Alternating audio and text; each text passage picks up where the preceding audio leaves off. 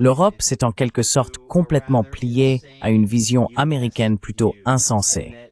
Et maintenant, peut-être dans un effort pour nier à quel point elle s'est soumise, dans une tentative d'affirmer leur propre autonomie, certains de ces élites ou dirigeants européens vont presque jusqu'à redoubler d'efforts pour défendre ce récit, d'une manière que les États-Unis n'adoptent même plus. Vous avez mentionné plus tôt le point de vue de François Hollande et de Merkel concernant les accords de Minsk et le fait qu'ils ont déclaré qu'ils suivaient simplement le mouvement.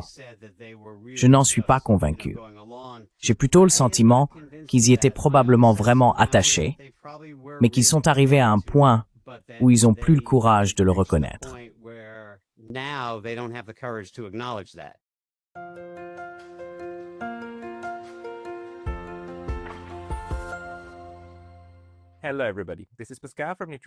Bonjour à tous, ici Pascal de Neutrality Studies, et aujourd'hui je m'entretiens avec le Dr Benjamin Abelow, auteur du livre « Comment l'Occident a amené la guerre en Ukraine », que j'ai déjà chroniqué sur cette chaîne. D'ailleurs, vous pouvez regarder cette vidéo si vous le souhaitez. Le Dr Abelow est diplômé de la Yale School of Medicine, où il a également été maître de conférences en médecine. Dr Abelow, bienvenue dans l'émission. Merci Pascal. It's a pleasure ici. C'est un plaisir de vous avoir ici, car il y a quelques mois, nous étions en contact, et je voulais vous parler de votre livre. Mais vous m'aviez dit que vous ne donniez pas d'interview à ce moment-là. J'ai donc lu votre livre, que j'ai trouvé très intéressant. Il donne beaucoup d'informations en peu de temps, disons. Vous avez condensé beaucoup d'histoires dans une lecture très utile. Et maintenant, vous donnez des interviews. J'en suis très heureux. Qu'est-ce qui vous a fait changer d'avis?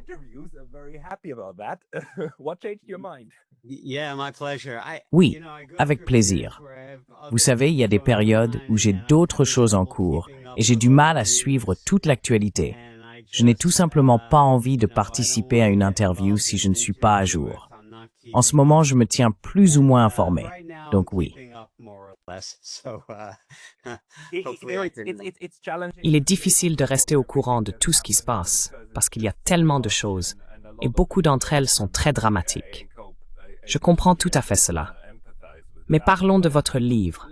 Qu'est-ce qui vous a motivé à l'écrire? Vous l'avez écrit très tôt, en fait, en 2022. Pouvez-vous nous raconter l'histoire de votre livre? Oui. Je veux dire, il y a aussi un peu d'histoire personnelle liée à cela. J'ai étudié l'histoire européenne pendant mes études universitaires, puis j'ai travaillé à Washington, D.C. pendant quelques années, où je faisais de l'éducation et du lobbying sur la politique de l'armement nucléaire. Mais ensuite, j'ai décidé d'entrer en école de médecine. J'ai commencé à étudier la médecine, et je me suis vraiment complètement éloigné du monde de la géopolitique et du contrôle des armements. Mais, avec le début de la guerre en Ukraine, je me suis retrouvé à nouveau happé par tout cela. Et il se trouve que j'avais assez de temps pour vraiment approfondir un peu les choses. Alors je l'ai fait. En réalité, l'une des choses qui m'a motivé, c'est que je voyais que le risque de guerre nucléaire était réel si l'escalade se produisait et si les États-Unis ou l'OTAN s'impliquaient directement dans un conflit avec la Russie.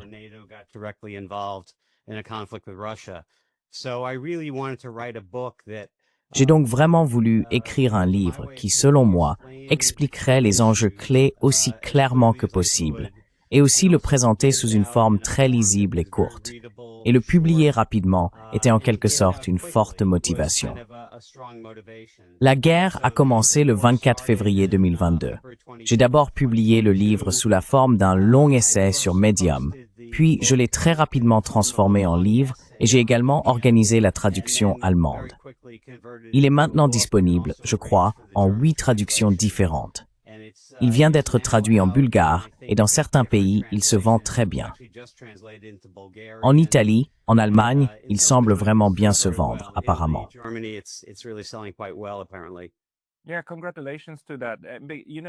Oui, félicitations pour cela. Vous savez, il est vraiment important d'avoir des essais longs ou des courts livres, peu importe comment on les qualifie, qui exposent les problèmes fondamentaux du récit dominant. Et je pense que c'est exactement ce que vous faites brillamment, en donnant aussi l'historique du Maïdan et en expliquant comment tout s'est politiquement intensifié jusqu'en 2022.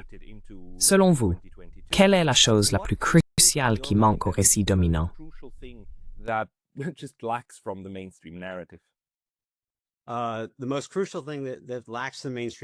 La chose la plus cruciale qui manque dans le récit dominant, je dirais que l'élément essentiel qui se produit, et ce que j'ai essayé de mettre en avant dans mon livre, j'ai intitulé l'introduction de mon livre « Comment le récit alimente la guerre ».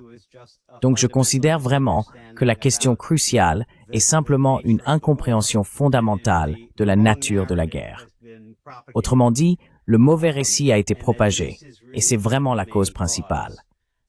Donc, à mon avis, il ne s'agit pas tant de quelque chose qui manque dans le récit dominant, c'est que le récit est complètement inversé.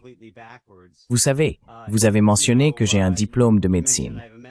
Je précise parfois que je considère la situation simplement comme un diagnostic fondamentalement erroné du problème.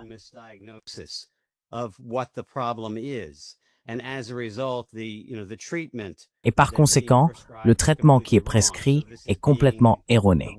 La guerre a été comprise dès le début dans le courant dominant des États-Unis et de l'Europe, politiquement et dans les médias, selon un modèle de la Seconde Guerre mondiale, un modèle hitlérien, un modèle d'expansion territoriale, plutôt qu'un modèle à orientation plus défensive, où les Russes se percevaient comme menacés et cherchaient à établir une zone tampon. Le genre d'argument que Mearsheimer et d'autres ont avancé et que vous-même, bien sûr, avez soutenu. Il s'agit donc simplement d'un mauvais diagnostic. Et j'essayais de présenter ce que je considérais comme le bon diagnostic dans le livre.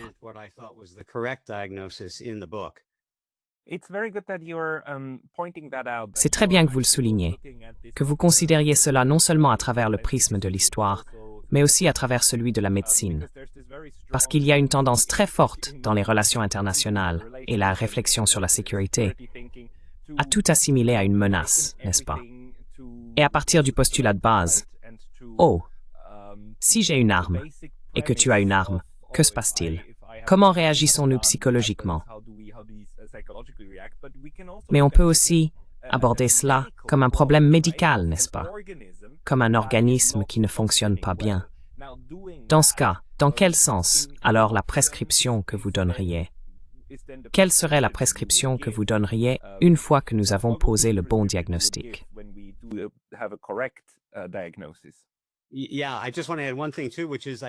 Oui, je voudrais juste ajouter une chose aussi. C'est que je pense, en plus de ce que tu as dit, cette focalisation sur la violence, sur les armes à feu par rapport à un traitement médical, je pense que la plupart des gens peuvent aussi très vite comprendre à quel point il est facile qu'un diagnostic médical soit erroné. La plupart des gens ont eu des problèmes de santé. Ils ont rencontré divers médecins de différents niveaux de compétences. Certains, tu sais, font des erreurs stupides. D'autres font des erreurs très intelligentes, mais honnêtes. Et tu te rends compte, bien sûr, qu'un mauvais diagnostic est tout à fait possible.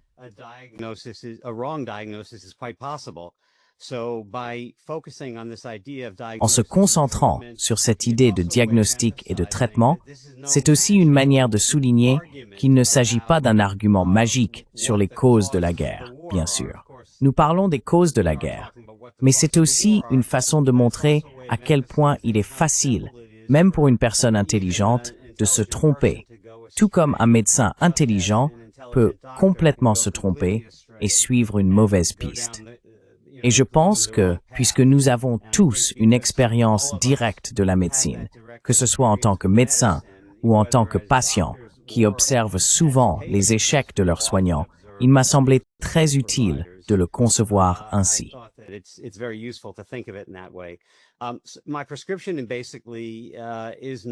Ma prescription consiste essentiellement à établir le bon diagnostic. Car une fois que vous avez le bon diagnostic, le traitement, entre guillemets, découle de manière très logique.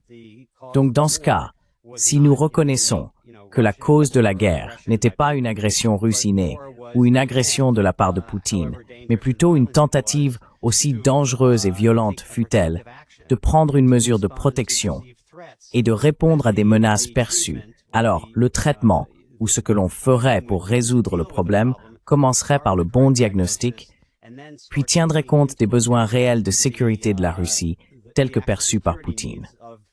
Cela découle donc très naturellement, je pense.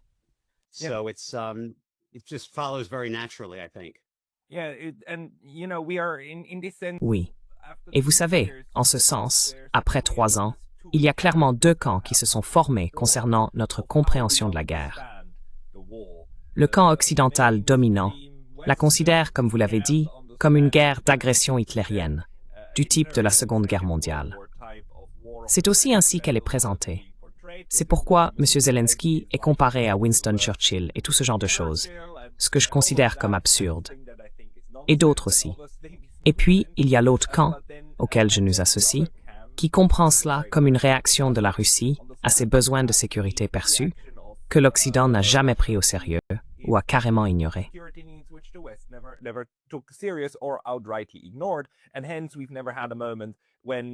Et donc, nous n'avons jamais eu de moment où ils se sont sérieusement assis pour dire « D'accord, résolvons votre menace sécuritaire perçue qui émane de l'Ukraine, désescaladons et assurons-nous d'avoir un arrangement sécuritaire constructif. » Maintenant, une question cependant. J'appelle souvent cela une analyse. Nous vivons dans un monde avec 2 analyses différentes et 2 façons de comprendre le monde. Si nous utilisons le mot diagnostic, si nous y attachons diagnostic, en quoi un diagnostic est-il différent d'une analyse?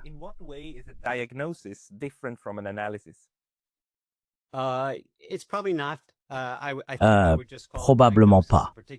Je pense que je qualifierais simplement un diagnostic d'un certain type d'analyse.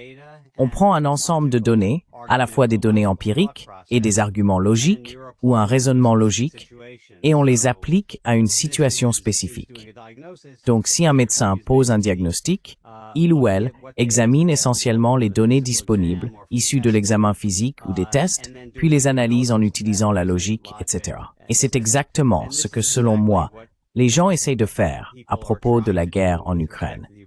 Ils examinent les preuves, dont certaines incluent l'histoire, les déclarations disponibles de Poutine et des dirigeants occidentaux, puis essayent simplement de les analyser logiquement.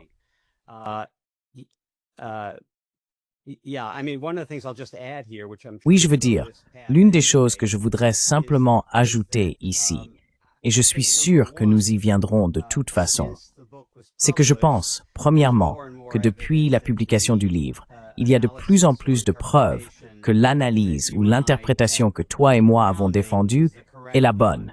Je veux dire, c'est devenu vraiment évident. Je n'étais pas au courant de cela au moment où j'ai écrit le livre, mais littéralement, dans les 24 heures suivant le début de l'invasion, le bureau de Poutine contactait le bureau de Zelensky et proposait en gros de revenir au statu quo ante bellum, aux conditions d'avant la guerre, en échange de la neutralité de l'Ukraine.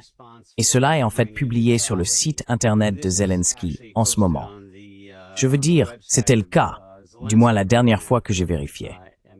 Donc il y a de plus en plus de preuves, je pense, que l'analyse que toi et moi présentons depuis le début est la bonne.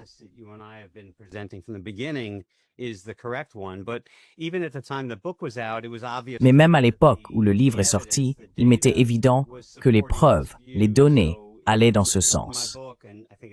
Donc, dans mon livre, et je crois que c'est le chapitre 5, je mets en parallèle des commentaires de Fiona Hill, qui bien sûr est plutôt belliciste. Mais si l'on regarde le contenu réel de ce qu'elle dit, on constate qu'elle semble en fait avancer l'argument selon lequel c'est l'OTAN qui était responsable, ou en grande partie responsable. Ainsi, dans ce chapitre du livre, je rapproche ces propos de ceux de Mearsheimer.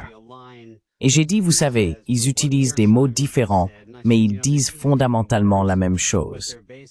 Donc, je pense que les preuves étaient assez claires dès le début, et elles n'ont fait que se renforcer à mesure que nous avons obtenu de plus en plus d'informations sur, par exemple, les négociations d'Istanbul, etc., et ce qui s'est passé avec Boris Johnson et consorts. etc., and what happened with Boris Johnson and the like. Oui, et il y a tout simplement des preuves accablantes de l'implication directe des politiciens occidentaux dans cette spirale d'escalade qui ne fait qu'aggraver la situation au lieu de l'améliorer. Donc, dans un sens médical, on ajoute encore plus du même poison au corps politique de ce conflit. Et cela ne fait qu'empirer les choses, n'est-ce pas? Au lieu de l'enlever. Oui, oui, oui.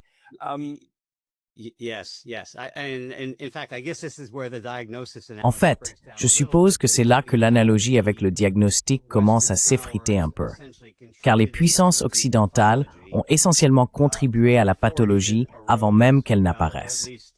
Enfin, du moins, je suppose, si l'on veut commencer en 2014, eh bien nous étions probablement impliqués avant aussi. Je veux dire, nous avons les déclarations publiques de Victoria Nuland de 2013 sur les 5 milliards de dollars investis par les États-Unis pour la promotion de la démocratie. Vous savez, nous savons avec certitude, d'après des articles du New York Times et du Washington Post, que la CIA s'est impliquée juste après l'annexion de la Crimée.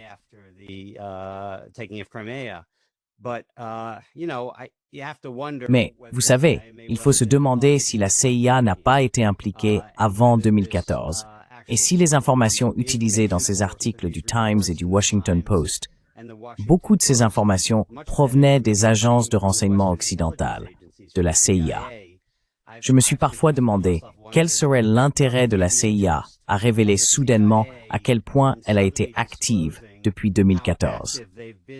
Et l'une des idées qui m'est venue à l'esprit, c'est qu'il s'agit peut-être de ce qu'on appelle parfois une divulgation limitée, où une agence de renseignement révèle délibérément quelque chose de vrai, mais le fait pour détourner l'attention d'un autre élément qu'elle ne souhaite pas voir révélé, à savoir qu'elle aurait pu être impliquée avant 2014. Il se pourrait donc qu'il y ait eu un certain degré de désinformation qui a contribué à ce qui s'est passé et à la prise de la Crimée.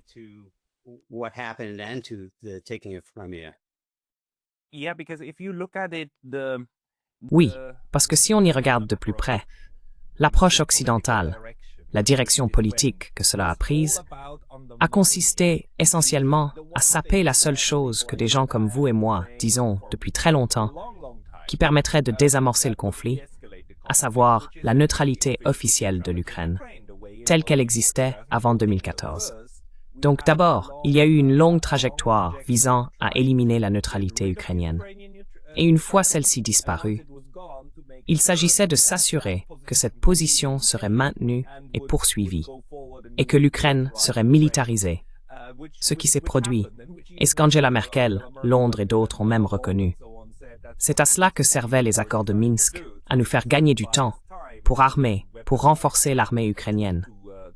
Eh bien, si on renforce quelque chose, c'est pour l'utiliser à une certaine fin, non?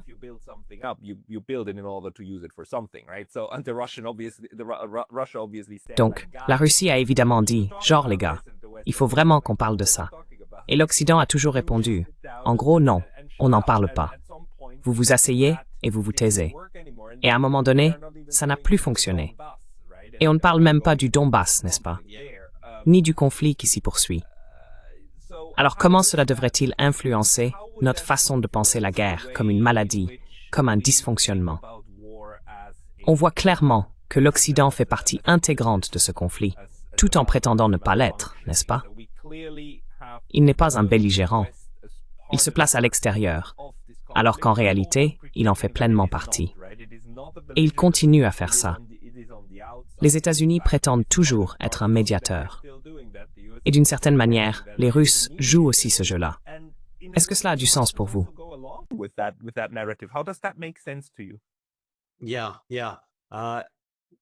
Oui. Oui.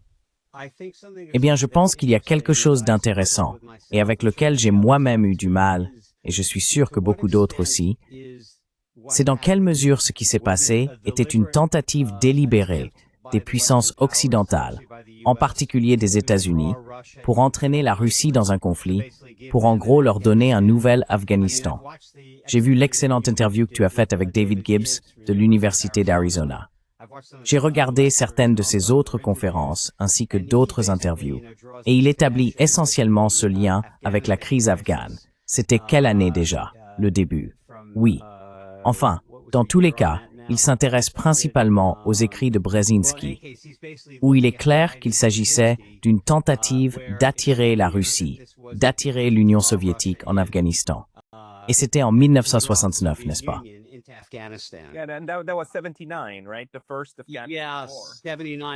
La première fois, oui. En 69, je crois, c'est là que ça a commencé. C'était en décembre ou quelque chose comme ça, 69. Oui. Donc, vous savez, David Gibbs et d'autres ont soutenu qu'il s'agissait d'une tentative délibérée d'attirer la Russie dans un conflit, et c'est peut-être possible. Je n'en suis pas si sûr. Je pense qu'il est aussi possible qu'il s'agisse davantage d'un dilemme de sécurité classique, où les puissances occidentales ont pris des mesures qu'elles percevaient comme défensives, mais que l'autre camp percevait comme offensives, ce qui a mené à un cycle d'escalade. Donc si l'on considère que l'Occident essayait délibérément d'attirer la Russie dans un conflit, alors je pense que l'argument du diagnostic ne tient plus, car il s'agirait alors d'une tentative très délibérée de créer une guerre, de saper la puissance de la Russie, voire, à terme, de balkaniser.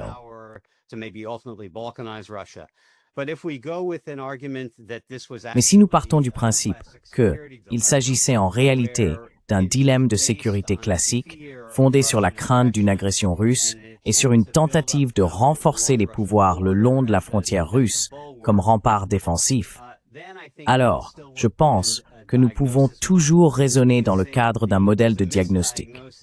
On peut dire qu'il y a eu une mauvaise interprétation des intentions de la Russie, puis une tentative de les dissuader d'adopter un comportement agressif.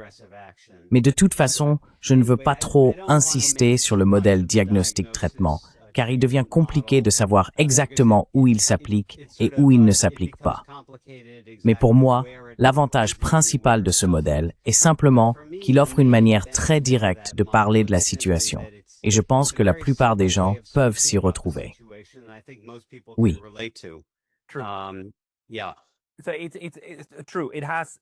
C'est vrai. Cela a certainement une utilité dans la façon dont nous pouvons communiquer, notamment aussi avec l'autre camp. Et peut-être pourrions-nous en parler un peu plus. Mais je veux simplement souligner que dans ce cas, nous avons trois façons de comprendre ce qui se passe. D'abord, l'analogie classique de la sécurité ou de la Seconde Guerre mondiale, vue de l'autre côté, où cela est perçu comme une guerre d'agression. Ensuite, nous avons ce modèle de diagnostic, qui est également très proche du modèle du dilemme de sécurité. Les deux modèles, cependant, sont très bienveillants en ce qu'ils supposent qu'un malentendu, un mauvais diagnostic, est au cœur du conflit. Mais il y a ensuite le troisième modèle, qui est non, il s'agit d'un acte délibéré, une guerre par procuration ou une guerre de coalition, ou peu importe comment on veut appeler cette forme d'agression contre la Russie. Ce qui est d'ailleurs aussi une façon dont de nombreux penseurs russes analysent la situation. Il faut donc être clair, si nous utilisons le modèle du diagnostic ou du dilemme de sécurité, nous partons du principe de bonnes intentions sur la base de cette compréhension, n'est-ce pas?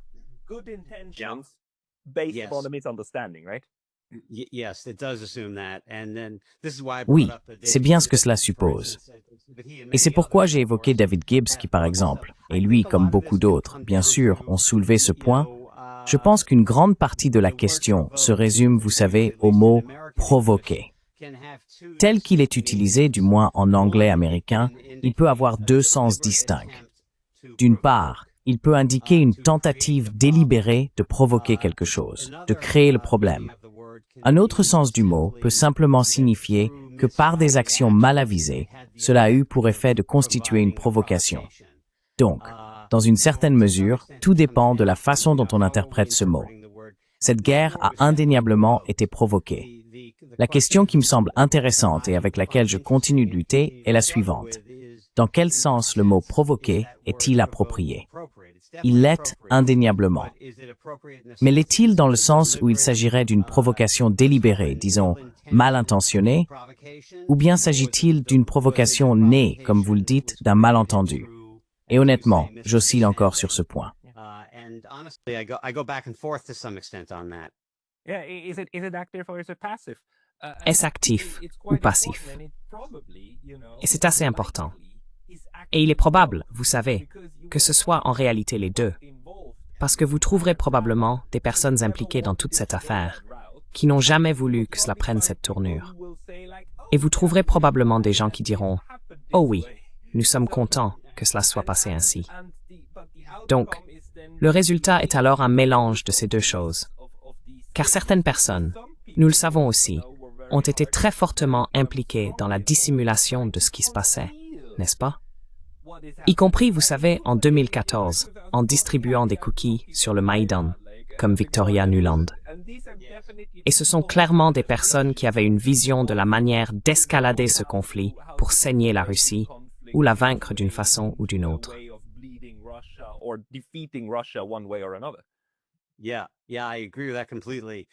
Oui, je suis tout à fait d'accord avec ça.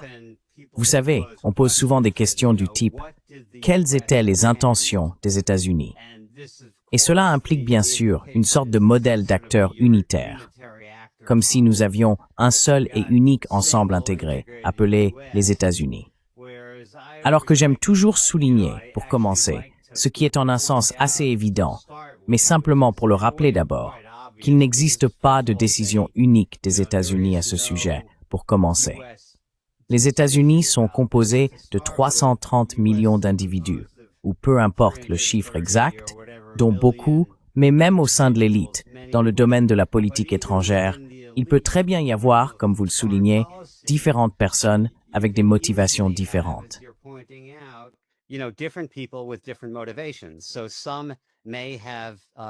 Ainsi, certains n'auraient peut-être pas voulu déclencher une guerre, mais voyaient simplement cela comme un effet dissuasif, défensif, vis-à-vis de la Russie. Eh bien, si nous nous rapprochons suffisamment de leurs frontières et que nous plaçons suffisamment d'armes en Ukraine, ils n'oseront pas lancer une guerre agressive contre l'Europe. Ils seront dissuadés.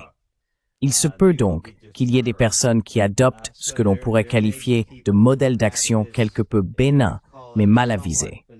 Et puis, il pourrait y avoir des personnes, peut-être davantage, dans le camp de Victoria Nuland, même si avec elle aussi, il est difficile de savoir ce qu'elle pense réellement.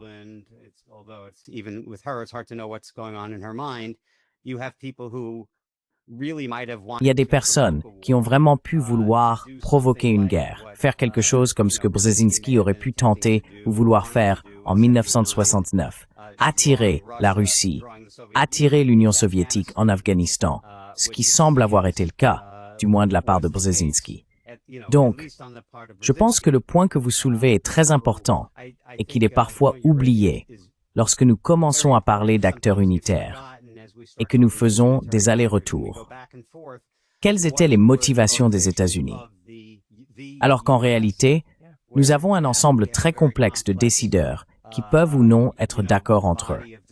Mais tant qu'en général, ils aboutissent à certaines des mêmes orientations politiques, le résultat sera le même.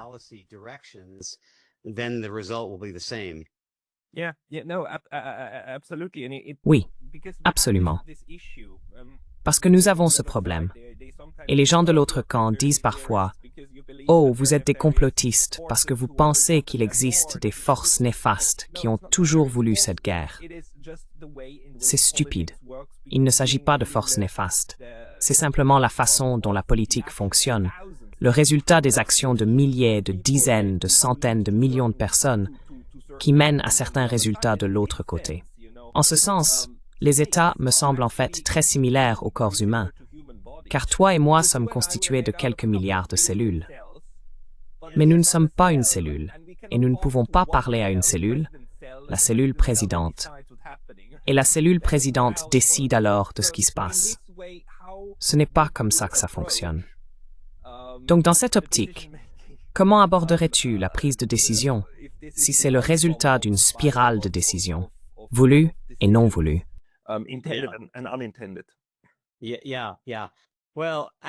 Oui. Oui. Eh bien, je pense que, encore une fois, pour revenir à la question de savoir quel est le récit ou quel est le diagnostic, l'un des avantages de se concentrer et de faire une distinction claire entre ces deux modèles différents, c'est que je ne suis pas sûr que cela ait tant d'importance au final ce qui se passe dans l'esprit de tel ou tel décideur, n'est-ce pas?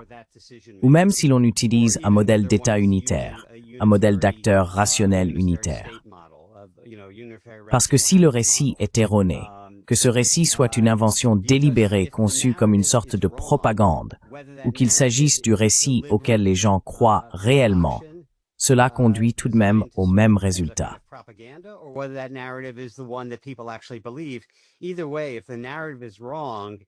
Quoi qu'il en soit, si le récit est erroné, je pense qu'on peut déjà avancer beaucoup simplement en soulignant les preuves que le récit est faux, en montrant quel est le récit correct, puis en tirant les conséquences de ce qui se passe lorsqu'on s'appuie sur un récit erroné.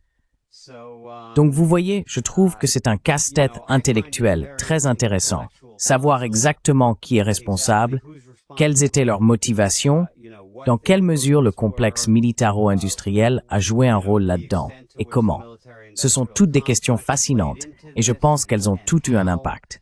Mais essayer de déterminer le poids relatif de chacune peut être très difficile. Mais au final, il reste la question suivante. Quel est le récit qui est présenté concernant les motivations russes? Ce récit est-il correct sur la base des preuves et de la logique?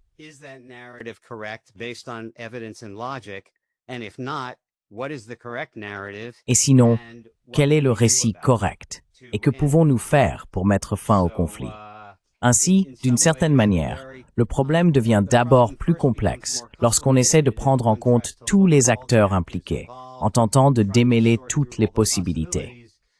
Mais ensuite, d'une certaine façon, le problème se résout de lui-même et redevient plus simple lorsque l'on réduit la question à un simple choix entre deux récits, que l'on peut vérifier et tester indépendamment en examinant les preuves et la logique. Par exemple, ce qui m'a particulièrement frappé, c'est l'approche immédiate de la Russie envers l'Ukraine, vraiment dans les 24 heures suivant le début de la guerre, qui a conduit à des négociations, d'abord en Biélorussie, puis à Istanbul.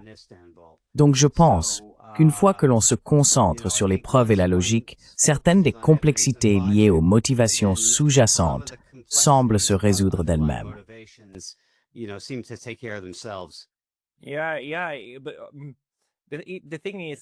Oui. Le fait est qu'il semblerait que ce soit comme ça. Et il semblerait qu'une fois que l'on expose ces vérités indéniables, que personne ne conteste vraiment, logiquement, on arriverait à la conclusion X. Mais la triste réalité, c'est que si l'on adhère à l'autre récit, on va en fait développer des explications alternatives, n'est-ce pas? Afin d'écarter cette partie, nous rationalisons les faits gênants. Nous les écartons dans le cadre que nous avons. C'est pourquoi il est vraiment difficile, presque impossible, de changer rapidement le cadre de quelqu'un, parce qu'un bon cadre et une bonne analyse ou vision du monde possèdent toujours des mécanismes internes pour rejeter des vérités inconcevables.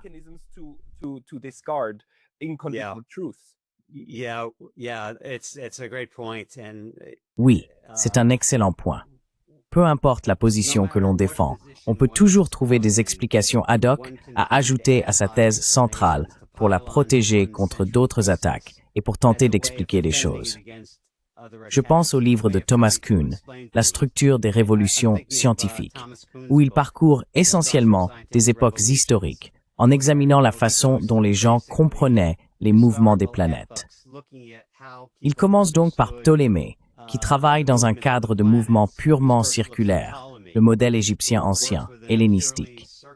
Et il explique les écarts par rapport à ce modèle à travers un processus qu'il appelle les épicycles, c'est-à-dire des cercles construits sur d'autres cercles.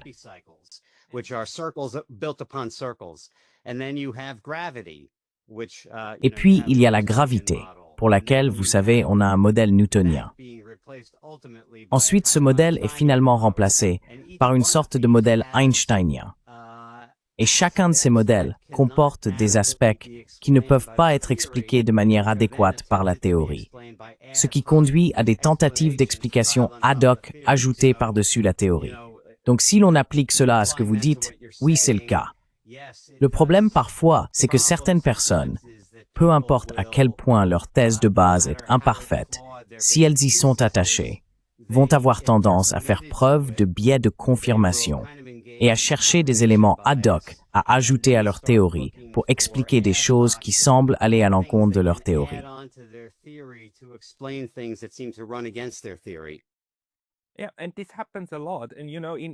Oui, et cela arrive souvent. Et vous savez, l'un des problèmes, c'est que la science politique et l'économie se considèrent comme des sciences sociales. J'ai toujours pensé que ce terme était un non-sens. Nous ne devrions même pas le conceptualiser comme une science. Car les vraies sciences, comme la médecine et les sciences naturelles, disposent de plus de méthodes pour évaluer ce qu'est réellement la réalité. Les scientifiques sociaux n'ont pas cela. Par conséquent, ils inventent souvent des hypothèses ad hoc. Nous appelons aussi parfois cela des variables intermédiaires, c'est un concept similaire, afin d'expliquer quelque chose qui ne correspond pas au modèle.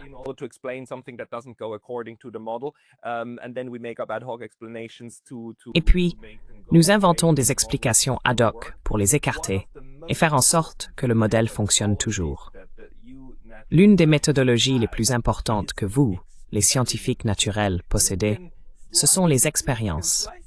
Vous pouvez prélever un échantillon, l'emmener ailleurs, et ensuite vous pouvez répéter ces manipulations. Dans les sciences sociales, nous ne pouvons pas faire cela. Nous ne pouvons tout simplement pas revivre 2022. Désolé, je ne sais pas s'il y a une question là-dedans. Mais le problème, c'est que nous devons, d'une manière ou d'une autre, trouver comment tester si l'hypothèse est correcte et comment convaincre l'autre personne que, regardez, les hypothèses que vous intégrez dans votre modèle sont tellement erronées qu'il faut vraiment vous demander de modifier le modèle afin de résoudre le conflit.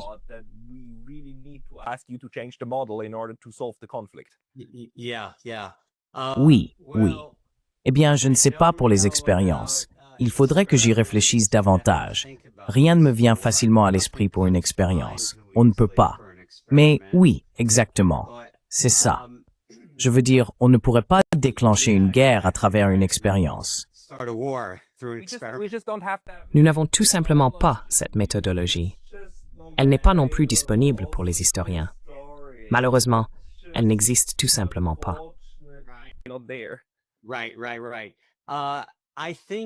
D'accord. Je pense que je dirais ceci. Si l'on considère la population que nous essayons de convaincre de la justesse d'un point de vue ou du bon point de vue, différentes personnes ont des niveaux d'engagement préalables différents envers un certain modèle.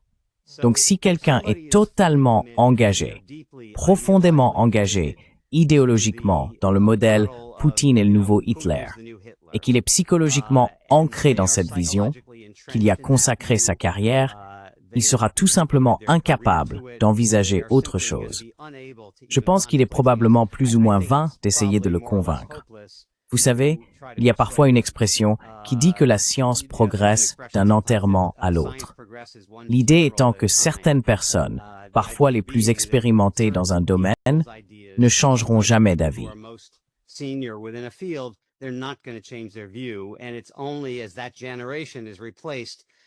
Et ce n'est qu'au fur et à mesure que cette génération est remplacée par une nouvelle génération. Ainsi, les personnes les plus attachées au modèle Poutine égale Hitler ne seront pas convaincues. Mais il existe toute une gamme d'autres personnes qui penchent un peu vers cette vision ou qui sont réellement indécises. Et je pense qu'elles sont bien plus réceptives à un argument bien construit, fondé sur de bonnes preuves et un raisonnement solide. Je pense donc que nous pouvons parfois être trop pessimistes si nous imaginons que tout le monde est profondément attaché à un certain récit.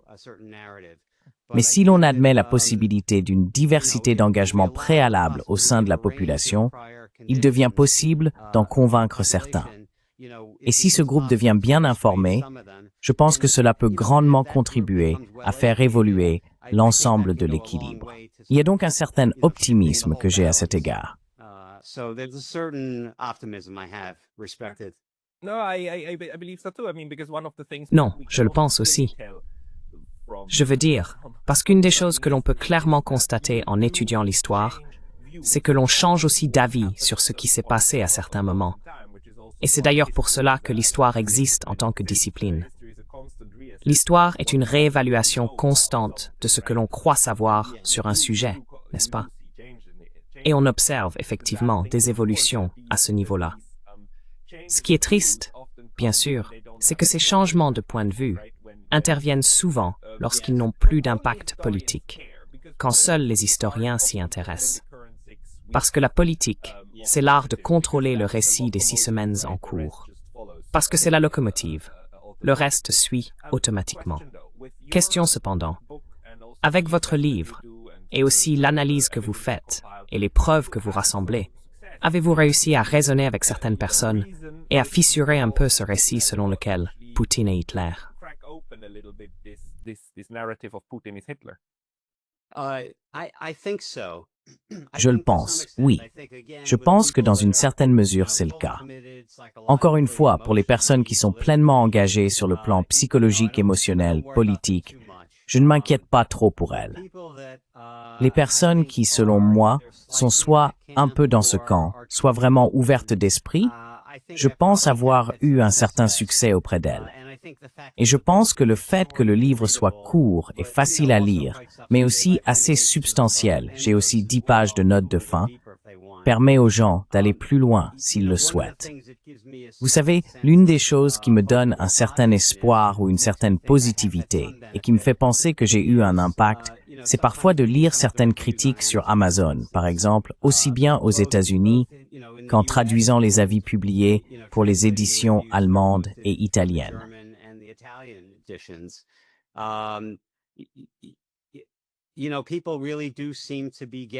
Les gens semblent vraiment en retirer quelque chose. Et dans certains cas, ils semblent en retirer beaucoup. Ce n'est pas le cas de tout le monde, bien sûr. Mais je le pense vraiment. Le livre se vend aussi. Je veux dire, il s'est probablement vendu, je ne sais pas, à quelque chose comme 80 000 exemplaires au total maintenant, toutes traductions confondues. Et en Suisse, il y a eu une publication, plutôt à droite, appelée Weltwoche, qui a même organisé la publication de la traduction allemande sous forme de magazine. Et ils ont diffusé 40 000 exemplaires.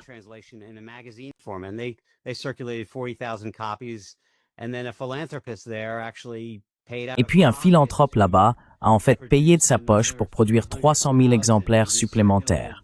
Il les a distribués en Suisse, les envoyant par courrier aux foyers de Berne et de Zurich. Donc, vous savez, certaines des réactions que j'ai reçues, à la fois quantitativement et en termes de critiques et autres, me donnent le sentiment que oui, cela a eu un certain impact. Évidemment, pas autant que je l'aurais souhaité, sinon, cette guerre serait terminée depuis longtemps et nous ne serions pas en train d'assister aux absurdités que nous voyons actuellement.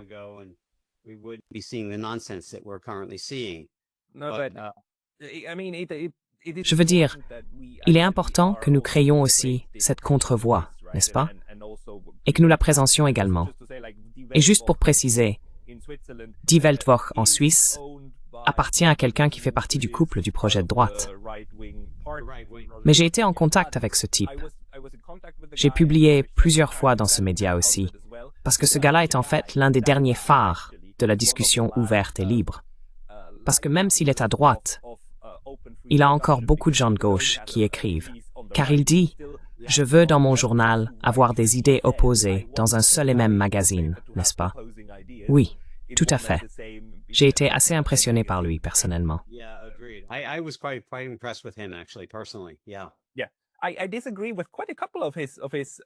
Oui, oui. Je ne suis pas d'accord avec bon nombre de ses opinions politiques, mais en ce qui concerne l'édition et la liberté d'expression, ce type est, tu sais, à l'ancienne, façon Voltaire. Je déteste peut-être ton opinion, mais je défendrai ton droit à l'exprimer. Ce genre de choses. Donc, si on réfléchit à tout ça sur les 3 dernières années, je pense qu'on a aussi vu une sorte de changement dans la façon dont la guerre est perçue surtout aux États-Unis en fait. L'Europe me semble très campée sur ses positions.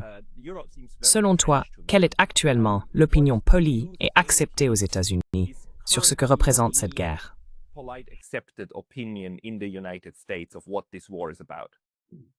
Boy, Encore une fois, pour revenir à l'idée qu'il existe réellement une multiplicité de points de vue, je ne sais pas si l'on peut désigner une opinion polie et acceptée, mais je suis d'accord avec votre point de vue selon lequel les opinions aux États-Unis semblent évoluer. C'est aussi l'impression que j'ai, d'une certaine manière.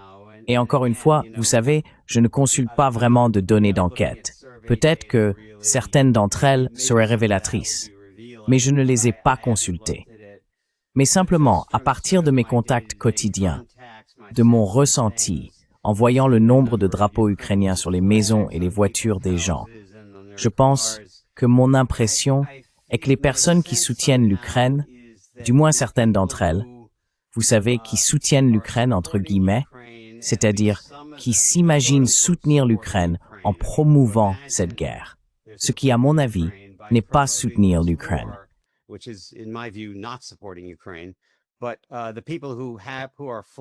Mais les personnes qui brandissent les drapeaux ukrainiens et qui ont un certain point de vue que cela représente, je pense qu'au moins une partie d'entre elles deviennent moins ancrées dans leurs opinions.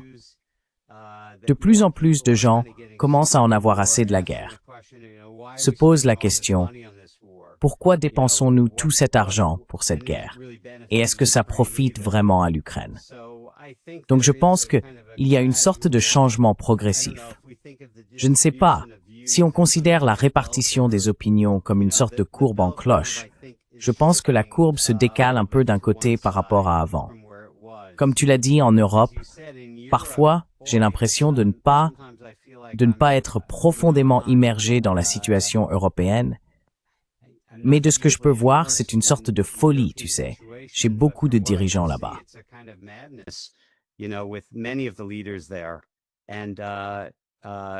Et vous savez, il est très difficile de savoir exactement ce qui se cache derrière cela. J'ai une sorte d'hypothèse selon laquelle une partie de la raison pourrait être qu'après une longue période où les principaux acteurs européens, en pensant surtout à la France et à l'Allemagne, depuis l'époque de 2008, avec l'opposition à l'octroi à l'Ukraine d'un plan d'action pour l'adhésion de la part des dirigeants français et allemands, c'est vraiment leur opposition qui a empêché cela, qui a empêché George Bush d'aller de l'avant avec la demande d'adhésion. Qu'est-ce qui a changé entre cette époque, lorsqu'à ce moment-là, Merkel avait déclaré qu'elle pensait que tenter d'avancer vers l'adhésion de l'Ukraine à l'OTAN pourrait être perçu comme un acte de guerre par Poutine?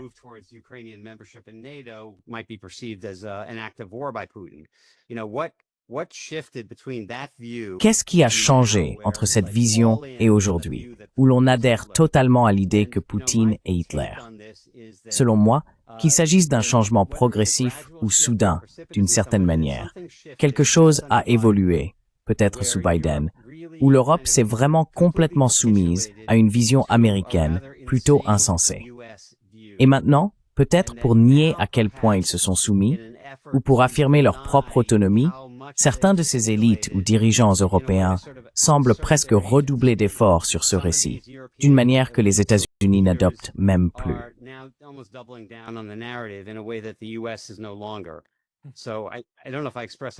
Je ne sais pas si j'ai exprimé cela très clairement, mais vous savez, vous avez mentionné tout à l'heure le point de vue de François Hollande et de Merkel concernant les accords de Minsk et le fait qu'ils auraient dit qu'ils suivaient simplement le mouvement.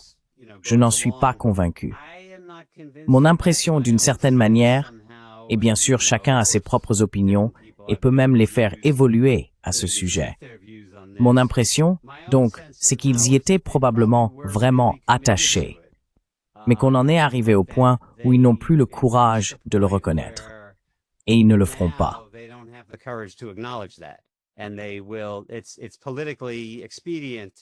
C'est politiquement opportun, ou psychologiquement opportun, ou personnellement opportun pour eux, de dire maintenant que non, ils n'ont jamais vraiment été assez naïfs pour croire que cela pourrait réellement fonctionner. Pour moi, il ne semble pas logique qu'ils aient pu être aussi activement impliqués, que Steinmeier ait pu être aussi impliqué dans sa formulation pour essayer de mettre en œuvre Minsk, si ce n'était pas un engagement réel. Il me semble simplement que c'était un engagement réel, mais que quelque chose a changé dans l'état d'esprit.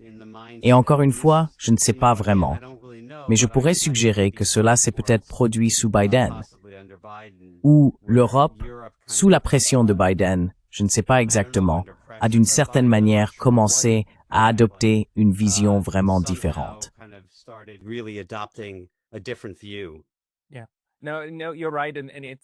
Oui, non, tu as raison. Et c'est bien que tu le soulignes, parce que j'ai parlé à plusieurs personnes, dont un journaliste allemand, Thomas Fazi, qui a lu les mémoires d'Angela Merkel. Et il a dit que la seule chose vraiment substantielle en matière de politique étrangère qu'elle aborde concerne en fait la crise ukrainienne et son évolution. Et on a l'impression que, même si l'on reste sceptique quant à ses véritables motivations, et qu'on est conscient qu'elle écrit cela pour, en gros, se présenter sous son meilleur jour, même en tenant compte de cela, on voit qu'il y avait manifestement une intention très claire d'essayer d'aboutir à une meilleure situation grâce aux accords de Minsk. Donc, probablement, ces déclarations ultérieures avec Hollande étaient une façon de reconsidérer leurs actions pour les adapter à un récit que l'on pouvait accepter en 2022-2023, car ils étaient alors aussi présentés comme ayant été dupés, n'est-ce pas?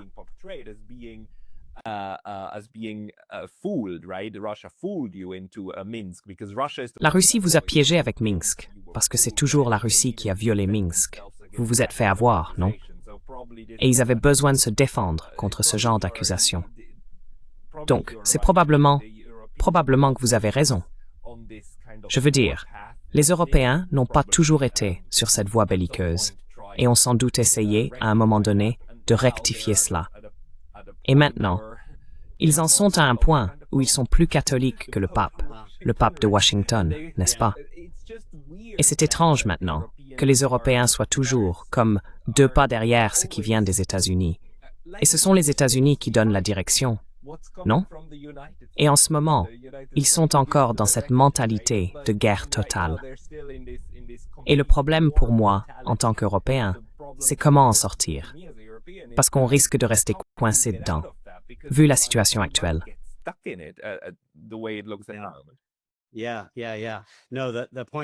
Oui. Non, le point que tu viens de soulever et ta référence à Thomas Fazi, je n'ai pas lu cette biographie, mais cela semble effectivement être un lien raisonnable à établir ici. Et cela, tu sais, de mon point de vue aussi, c'est cohérent avec les positions de l'Allemagne et de la France en 2008, n'est-ce pas? Ce qui, comme je l'ai dit, était vraiment ce qui s'opposait au plan d'action pour l'adhésion. Et cela, tu sais, semblait très clairement indiquer que, au moins du côté de l'Allemagne, il pouvait comprendre que Poutine pourrait effectivement considérer une tentative d'intégrer l'Ukraine comme un acte de guerre, ce qui correspond tout à fait à l'idée que je viens d'avancer, qu'ils y croyaient vraiment. Que tu sais, dans les accords de Minsk, ils essayaient réellement de parler d'une position authentique visant à établir une relation plus pacifique à travers les accords de Minsk.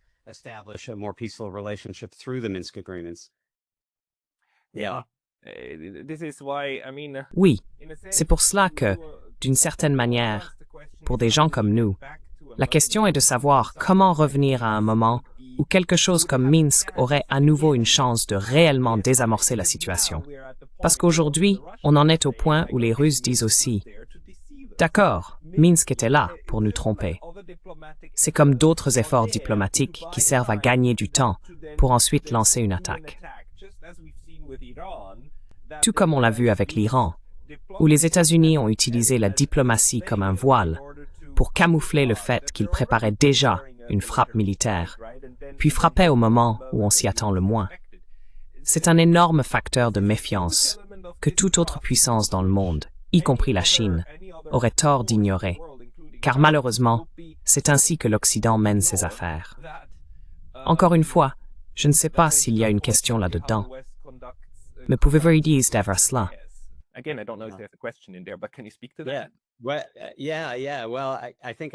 Oui. can't remember who I heard say this. Eh bien, I don't je know if it was dirais, you, maybe it was somebody on je ne me souviens plus qui a YouTube dit or cela. Glenn Beeson, I can't Peut-être remember, que c'était but toi, somebody else peut-être pointed quelqu'un out que tu as that, interviewé, even ou if Glenn you Beeson, were je ne me on souviens board plus. with Quelqu'un Minsk d'autre a fait in remarquer 2000, que même s'ils étaient vraiment favorables à Minsk en 2014-2015, et qu'ils sont maintenant malhonnêtes ou de mauvaise foi en disant qu'ils ne l'étaient pas, le simple fait qu'ils déforment aujourd'hui leurs opinions et ce qu'ils pensaient en 2014 et 2015 est en soi très préjudiciable.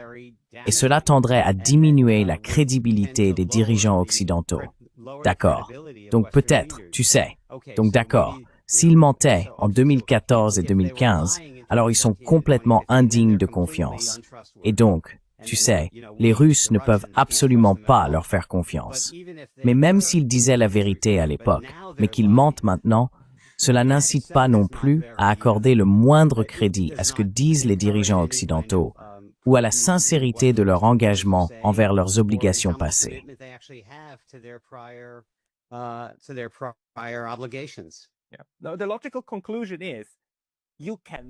La conclusion logique, c'est qu'on ne peut pas leur faire confiance.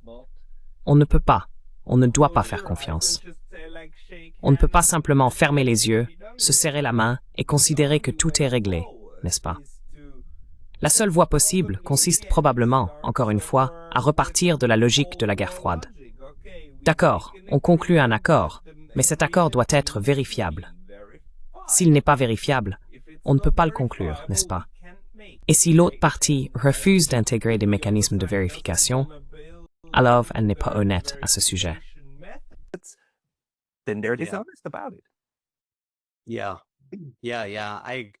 Oui, oui, oui. Je suis d'accord avec ça. Je veux dire, la seule chose que je formulerais peut-être un peu différemment, c'est que dans la plupart des cas, il pourrait y avoir des situations où la confiance est suffisante pour qu'aucune vérification ne soit même recherchée. Mais je pense qu'en général, même avec une relation plus confiante, l'expression « faire confiance mais vérifier » s'appliquerait généralement. Donc ça pourrait certainement s'appliquer à une situation de méfiance fondamentale. Un intérêt commun à prévenir une guerre nucléaire, par exemple, peut mener à un accord de contrôle des armements vérifiable. Donc vous savez, je reste optimiste.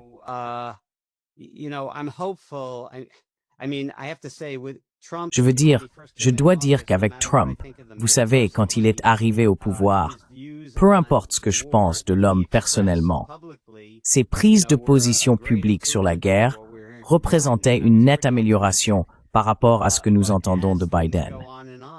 Et j'étais plutôt optimiste.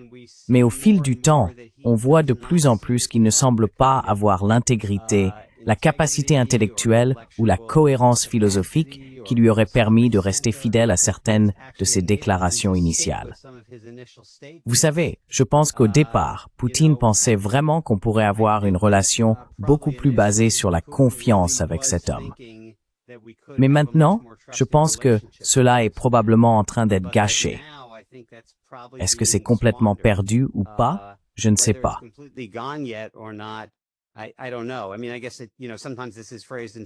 Je veux dire, je suppose que vous savez, parfois on formule la question ainsi. Est-ce désormais la guerre de Trump? A-t-il maintenant pris le contrôle de la guerre et assumé cette responsabilité? Vous voyez ce que je veux dire? Et dans la mesure où c'est le cas, je pense que la volonté de la Russie de faire des compromis est alors fortement réduite. Dans la mesure où il n'a pas complètement fait de ce conflit sa propre guerre, alors j'espère que les Russes peuvent encore garder un peu plus de contrôle, avoir un minimum de confiance dans un accord et ne pas être obligés de considérer cela uniquement comme quelque chose qui ne pourra se résoudre que sur le champ de bataille, ce qui est peut-être déjà la situation actuelle. Je ne sais pas. Il y a des gens qui ont réfléchi à tout cela bien plus profondément que moi. Mais je reste incertain sur beaucoup de ces questions.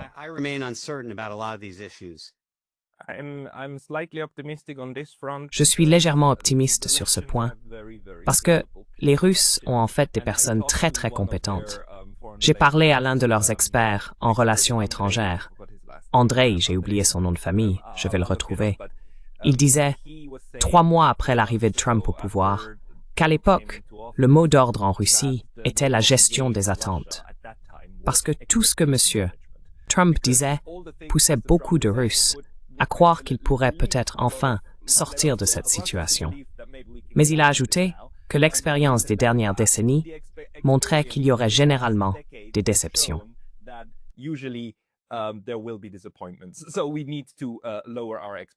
Nous devons donc revoir nos attentes à la baisse.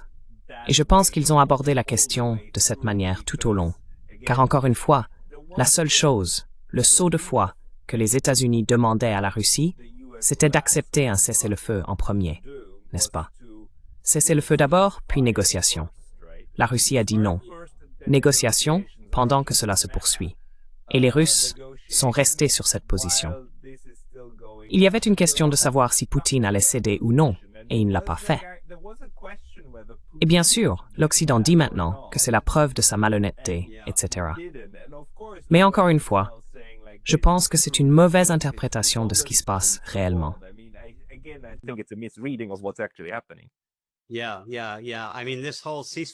Oui, oui, oui. Je veux dire, toute cette histoire de cessez-le-feu. Excusez-moi, je suis assis sur une de ces chaises pivotantes. Elle n'arrête pas de tourner et de pencher. Oui, je suis d'accord avec vous. C'est une mauvaise interprétation. Je pense que, vous savez, c'est l'un de ces cas où les événements se déroulent si rapidement et où tant de nouvelles déclarations sont publiées. D'après mes souvenirs, Lavrov avait en fait été assez clair à l'époque. Les premières discussions sur ce cessez-le-feu étaient, vous savez, nous sommes prêts à commencer par un cessez-le-feu. Nous sommes prêts à débuter par un cessez-le-feu, mais il doit être lié à un processus où nos préoccupations fondamentales en matière de sécurité sont également prises en compte.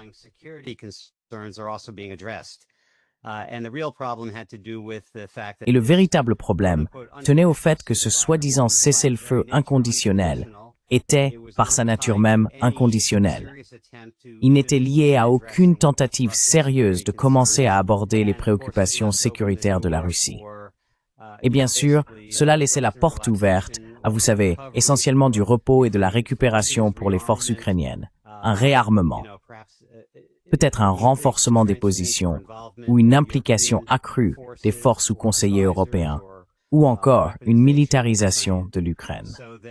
Donc je pense que puis-je dire, je ne suis à la place de personne ici, mais pour moi il semblait très raisonnable qu'ils rejettent cela si ce n'était pas lié à une tentative initiale de répondre à leurs préoccupations fondamentales.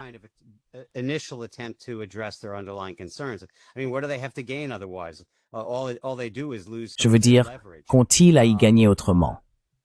Tout ce qu'ils font, c'est perdre une partie de leur influence. Donc ce qui me donne encore, vous savez, j'ai pas envie d'utiliser le mot optimisme parce que je suis pas optimiste. Si je devais dire, je suis plutôt pessimiste. Mais vous savez, la seule chose qui fait de moi un pessimiste modéré ou qui tempère mon pessimisme, c'est le fait que je pense vraiment que Poutine, quoi qu'on puisse penser de lui, est un acteur assez rationnel à bien des égards, et qu'il est vraiment rationnel pour la Russie, dans la mesure du possible, d'établir une relation stable, certainement avec les États-Unis, aussi avec l'Europe si possible, et également avec l'Ukraine.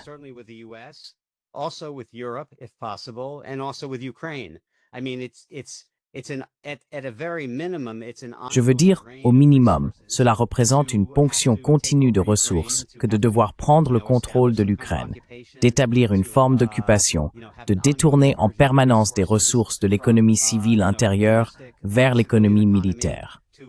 Ce sont les mêmes arguments pour l'Europe. L'Europe semble incapable d'envisager la possibilité que cela soit même sûr ou possible.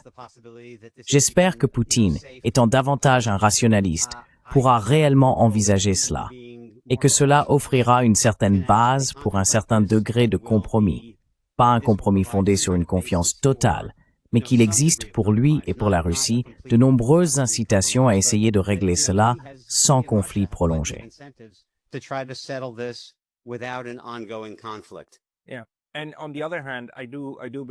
D'un autre côté, je pense qu'à l'heure actuelle, en Russie, il y a une acceptation du fait qu'une relation de travail avec les États-Unis implique peut-être encore des effusions de sang. Aussi étrange que cela puisse paraître, il existe une compréhension pratique de la manière dont la politique mondiale évolue ensuite. Mais malheureusement, les conflits par procuration en font partie. Oui, c'est tout à fait possible. Oui, bien sûr. Toutes ces choses sont possibles. Elles le sont. Et je suis très reconnaissant pour cette discussion et pour le temps que vous y consacrez, car cela aide vraiment, de temps en temps, à essayer de repenser ce qui se passe réellement. Benjamin, les personnes qui souhaitent en savoir plus devraient bien sûr lire votre livre, mais y a-t-il un autre endroit où vous publiez des mises à jour, etc.?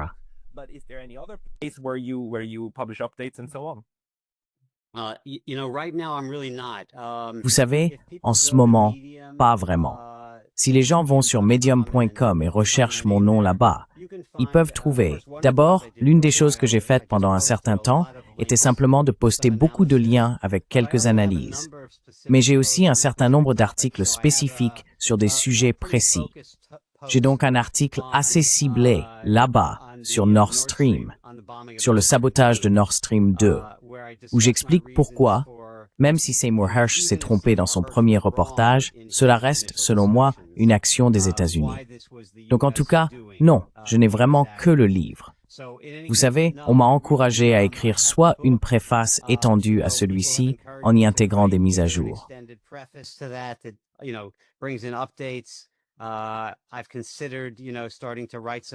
J'ai envisagé, vous savez, de recommencer à écrire certaines choses, mais pour l'instant, je ne le fais pas.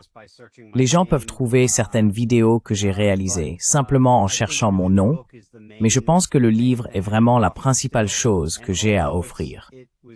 Et bien qu'il ait été écrit assez tôt, je pense qu'une grande partie de l'analyse reste très pertinente et est présentée de manière utile et concise. Bref, je fais la promotion de mon propre livre ici, mais c'est à peu près tout ce que j'ai à proposer pour le moment. Trist. Et message SMS pour votre mef, Wissam, de suite. Oh, oui. Encore une fois, c'est ça. Permettez-moi de préciser, je veux dire, vous avez publié ces informations, je crois, lors de votre revue.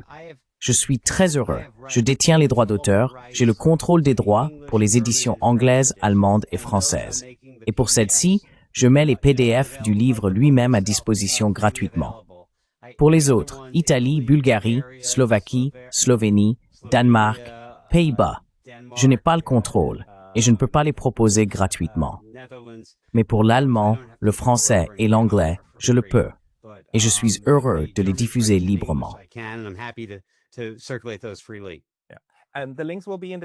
Et les liens seront dans la description ci-dessous. Téléchargez-le. Cela aide à obtenir un meilleur diagnostic. Ensuite, discutons-en ensemble, y compris avec l'autre camp. Benjamin Abelot, merci beaucoup pour votre temps aujourd'hui. Merci Pascal, c'est un plaisir.